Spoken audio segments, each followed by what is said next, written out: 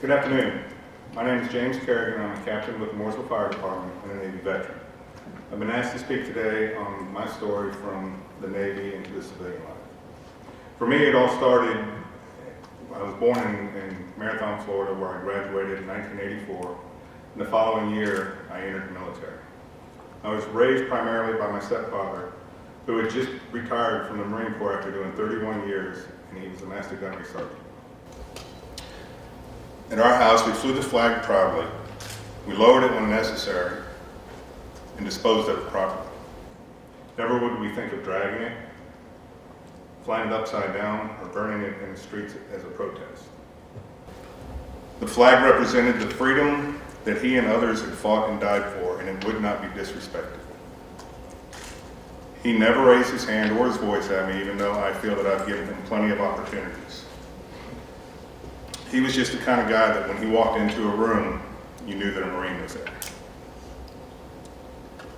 He would give me a hard time about my decision about joining the Navy. I would remind him at the bottom of his Marine military ID that the words Department of the Navy were written, and he would laugh and tell me, yeah, the men's department. As a child, I remember spending our summers on the road attending Marine reunions. He was a member of the 1st Marine Division of the Guadalcanal Campaign, which was the first offensive strategy by Allied forces against Japan in World War II.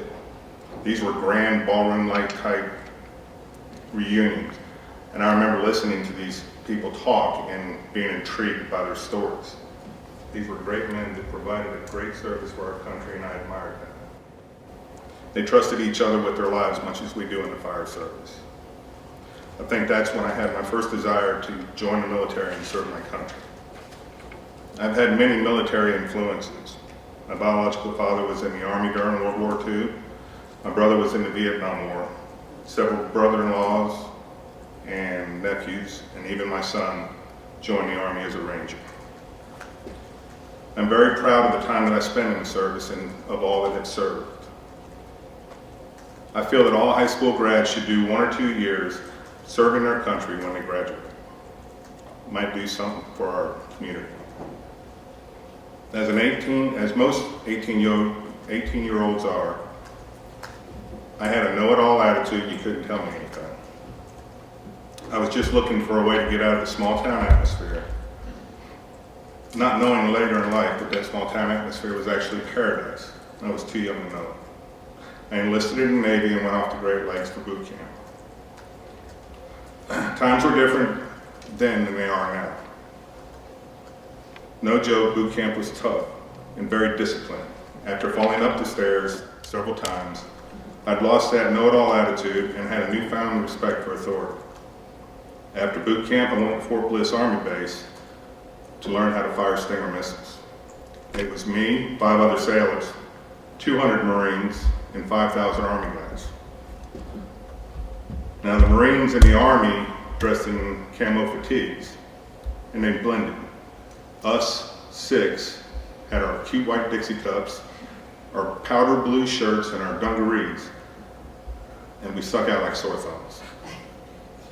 As we would march to class, to the chow hall, to the barracks, or wherever, it seemed that every Jeep that passed that had an officer in it would drive by and we would end up in a ditch doing push-ups for saluting the Jeep or not saluting the Jeep, doing the right thing, the wrong thing, it didn't matter. After training, the 6 of us sailors went to the Com-6 fleet in Gaeta, Italy. We were assigned to the amphibious fleet to assist with the ship-to-air defense. For those of you not familiar with the amphibious fleet, these are Navy ships that had about 100 or so Navy personnel running the ship, along with about 400 Marines. And our job was to get them from the ship to the shore so they could do their ground hand-to-hand combat. Or as my father-in-law would say, or my stepfather would say, we were the Marines' chauffeur. I remember when we flew into Cyprus to meet a helicopter to fly out to our ship that had already deployed.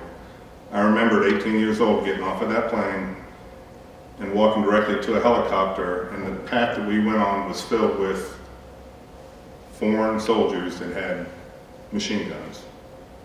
And I remember thinking that if I step out of line, these guys are going to shoot me. And that's when I realized how serious my job actually was. We would complete that 6 months on their cruise, and we would be transferred to the relief ship's crew. We did this for 2 years, spending most of our time in Madlak off of the coast of Libya, Syria, and Lebanon. We had some good ports. We've seen the Dead Sea in Jerusalem, the pyramids in Egypt, and the Leaning Tower of Pisa. I wish I knew now to take more pictures of what I seen then. We didn't have smartphones. After Europe, I went to Charleston on a fast frigate and then to NAS Norfolk for 2 years before I got out. I enlisted at a good time in the military. We were under the administration of President Ronald Reagan, which in my opinion is the best president of my era. Transformation from the military to civilian life was much more acceptable than previous decades. I'd always been associated with the fire service. The island that I grew up on, my family was pretty much the fire department. On the ships that I was on, I was part of the flight deck crew during flight deck operations. So it was no surprise that when I got out that I chose being a firefighter as my career. I did 5 years in Charleston, South Carolina before making Mooresville my home in 1998. I truly enjoy helping people in their time of need. On the walls of each fire station at Mooresville are the words pride, commitment, and integrity. Those are words that I try to live by every day. And I think it's the military that inscribed that in me. Whether we're fighting for a line drawn in the sand or helping somebody at their worst possible moment in life, I'm proud to be given the opportunity to make a difference. Today I feel I'm very blessed. I have a loving wife who supports anything I do, a beautiful little girl that I simply adore, and 3 boys that run to the door when I come home. I have some awesome in-laws and other family members to share these experiences along with 90 plus brothers and sisters at the fire department that I know I can call on if needed. My name is James Carrigan. Thanks for listening to my story.